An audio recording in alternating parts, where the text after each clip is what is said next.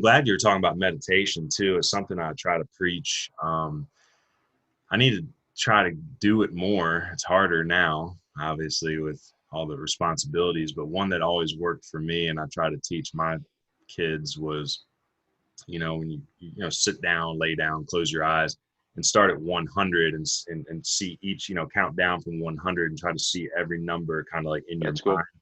And every Yep. time like you find you're lost, like, oh shoot, I'm not thinking about it anymore. Go back to the very last number you can truly remember Exactly. seeing, and then start to count down again. And then once you get Yep. to zero, go to 50 and start it again. And then once you get to zero, go to 25 and then go to That's cool. 10. And that one, I actually had a lot of luck with that in the classroom. I remember one of the most surreal moments I had was I was teaching sixth grade at Cane Creek a few years ago. It was a different school. It was very affluent. Um, and we went outside for recess, and I told all the kids, I'm like, this will only work once. It's like the first week of school of sixth grade, and you're all still kind of like in it, so Yep. it's only going to work once. But we're going to do this today. And I had them all spread out on the soccer field, probably 6, 7, 10 feet apart. I was like, close Yep. your eyes. You don't have to do anything. The only thing I am going to suggest or recommend is, be quiet, and I'm going to slowly start counting down and talk over you a little bit. But I really want you to focus like on the sounds and the feel of the grass. And we did it for probably a half an hour. And when it was over, I mean, some kids were like absolutely stunned. Like that was so cool. And we never did it Yep. again. I told, can we do it again? I'm like, it's not going to work. In 2 weeks, we're all going to know each other so well. And God Yep. forbid your teacher takes 30 minutes of your recess away again for something like this, but that's it. Just take Yep. it or leave it. And I had kids that, came back later in the year and like, I still try to do that. I still go home and I try to do, I'm like, cool, man. Like, I think as you get older, you're going to see why we tried to do it that day. Yep. So that's cool, man. I'm glad you're doing that. I read somewhere like a couple of years ago, the Giants spent San Francisco did like $3.5 million on a meditation program, and I'm not surprised. I no, mean, if you watch the Michael Jordan documentary, Phil Jackson was all about that stuff. that guy, he's something, man. He could have been a couple things in life besides a basketball coach. I could see Yeah, him up in that's for sure. Tibet somewhere. Uh, Yeah. that I'm trying to do with baseball university is the recruiting side. I'm not gung ho on like, oh, I got to put you in a D1. Like I'm all about like, who are you and what's best for you. And at the end of the day, if baseball is taken away from you, is the school that we're trying to get you into, is that the one that you'll be happy at? So Hmm. considering the mental performance side and, your field, what advice would you give high school ball players that are in the recruiting process? Hmm. I think the first thing to recognize is that you're more than a baseball player. So within that recruiting process, like you're saying, Ryan, you're not going to a school to be a baseball player. You're going there to be a student athlete plus more, like whatever your role is within that university, within that college, junior college, community college, you name it. That's the first place to start. So there's certainly a lot of things to consider with the recruiting process. I can understand it being overwhelming. Ryan and I talked about this before coming on the air. We've been talking about it for the past week or so. Like, we both did not go about our recruiting processes the best way possible. So there's a lot of resources available. I know, Ryan, you're helping your guys with that process ultimately.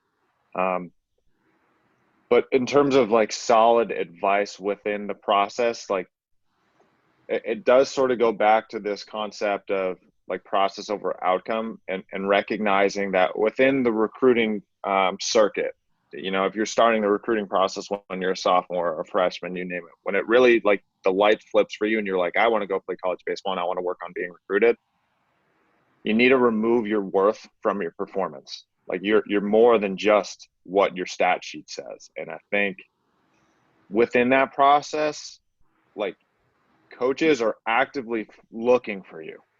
Like, they're not there for you to struggle. Like, they want you to do well because they want you to go to their school. So keep that in mind throughout the process of you're recruiting them as much as they are recruiting you. And this fall, when I was with Bridgewater State, before moving into the mental health and the mental performance fields, I was actively recruiting and I was going to tournaments and things of that sort. And it's, as a recruiter, like sitting there with a bunch of college coaches, like I'm hearing like, oh, I hope this kid brings it. Like, I hope this kid plays well today. I hope I see something today. There's nothing saying, I want you to play poorly. Like, people are in your corner more than you think. So keep that in mind throughout the process. You know, keep your family involved, talk with them, talk to coaches, you know, take accountability and responsibility for your own process. And I think be proactive about it. All right. So, you know, I work with middle and high school coaches right now. I teach the game at the middle school level. I've been in the college game before and worked with a lot of college coaches. I know we talked about David Walsh at Southern Maine Community College. He's a great guy, and I know you've worked with his program. Yep. I guess that's a lot of different levels of baseball. So I don't know if there's just, if you want to provide advice for every level, but I'm going to pose the question simply as like, how can we better implement the mental game? Yeah, I think, you know, the higher and higher you go, like if we consider Major League Baseball, like they're actively hiring mental performance coaches. And Major League Baseball is like currently one of the biggest employers for mental performance right now. You know, some colleges are doing it, but that's also taking into account the mental health side as well for a lot of those times. Um, you know, advice for coaches: travel to college level who are like actively working with the guys in the trenches on the field. I think what it comes down to is I see a lot of the meditation before practice as like a warm up. I think that's really valuable. I think if anything, if the consistent pattern is to provide the players 15 minutes, 10 minutes to decompress and kind of let go of the past and be at baseball practice and put on that baseball cap and realize, all right, the rest of the day is over with. I'm focused on being here right now and being able to just relax. I think that's really valuable. But I do think there's more to be done. And I'm glad you asked, because I see a lot of coaches doing it and I see some coaches not doing it just through having conversations. I think ultimately the goal is to replicate the game-like setting. And how do we do that? What's the common thing that we can hear players say about the mental game? It's handling big pressure situations, navigating the raised heartbeat, the arousal levels that kind of fluctuate based on the moment, what's happening in the game, what inning it is, how many outs there are, who's on base, what hitter is up and I'm pitching to him. I think things like that. So, you know, replicating those aroused states is important in practice. I've seen coaches do things where like they have their pitchers do sprints and then they'll call one of them randomly and put them on the mound and they have to self-regulate, practice some deep breathing, work through some of their routines, and then deliver a pitch and throw a bullpen or like throw an at-bat, a simulated at-bat with that aroused heartbeat. Something that I do that's similar with the hitters that I work with and I'm doing lessons is I'll have them run sprints up and down the tunnel and then have them work through a breathing exercise and then get into the batter's box. Or I'll even say, hey, we're going to run up and down the tunnel. And then when you come back, like imagine that you just swung and missed at a pitch that was like in your hot zone and you're frustrated. And then that's when we go back into that system of applying that like release, recognize, release, refocus routine. And it's like compiling that with the raised heartbeat and the emotions that's coming with, you know, making a mistake. So I think ultimately the pre-practice, pre-game sessions of meditation or doing some sort of stretching, mental stretching exercise. I'm stealing that from Kellen Lee, who's at with the Giants, and we had him on our podcast recently, and he said that, and I thought that was brilliant. I think that's a start, but I do also think that we want to replicate some occurrences and some things that happen during a game in our practice sessions as well. You mentioned breathing, and I know it sounds so simple.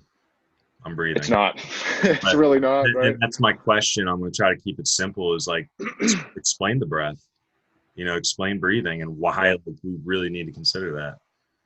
So there's a lot of different ways to breathe. I guess you could say what happens is if you inhale and exhale through your mouth, like you're actually raising your heartbeat. That's what happens physiologically. You know, there's one method that I've talked to, again, Ryan Brownlee a lot from the ABCA. It's called Ujjayi, victorious breathing. It's like a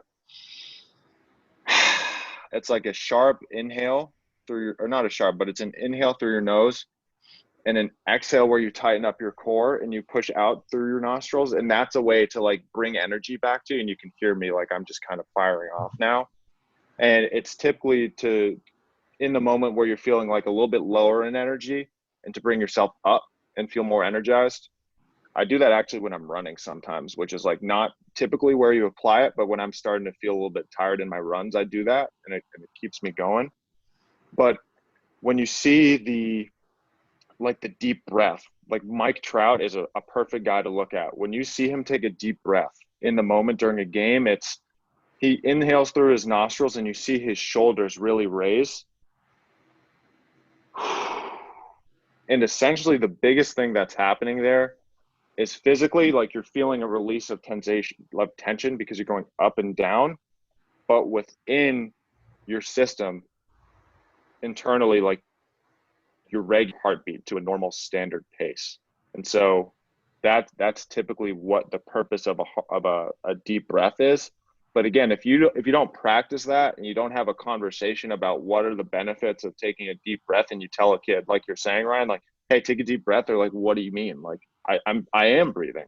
And then you see a kid like hyperventilating, he's like, and that's why when I do the work with my guys, like having them do sprints and stuff, if I notice them like hyperventilating, I'm like, let's not get into the box until you feel like you're able to take one of those relaxed deep breaths where it's where they can feel like they're at a regular baseline and then go compete. And I also want to add, Ryan, not to be on a tangent here or anything, but the pace and the duration and length of how long you're inhaling and exhaling should really be individualized, in my opinion. You know, something that I hear a lot is like what military snipers do. It's called box breathing, where they go 5 seconds inhale, they hold for 5 seconds, they exhale for 5 seconds, and then they hold it for seconds. And while they're holding is actually when they snipe, because it steadies their aim. But I'm never going to say to a kid like, hey, you have to do 5, 5, 5, 5. Like that could be really uncomfortable for someone. So if they're like, hey, I don't like 5 and it's really comfortable if I do 4, I'm like, all right, go 4. And it's the same thing with a standard inhale and exhale with the raise of the shoulders and the lowering. It's if for you it's comfortable to inhale for 6 and then to exhale for 6 or to exhale for 8, like do what's working for you. And I think practicing that is important too. So again, awareness. I'm not a huge fan of her, but I was watching Conan a few years back, and Lindsay Lohan was on the show, and it kind of stuck with me. But she had a tattoo in white ink on her forearm that said "breathe," and he asked her like, "What's that all about?" And she's like, "We forget sometimes. So when I feel like I'm stressed, a lot of times I can just look down at my hand and be like, oh yeah, just gotta breathe." You know, again, I'm not advocating Lindsay Lohan for young adults. I get you. You know, it's just it's like, I think that's part of awareness too. Is like you forget. You have to also remember that you have to approach people as if they have something to teach you, even if they don't know they're teaching you. So yeah, Lindsay Lohan taught me something that day. Wow. So yeah, that's interesting.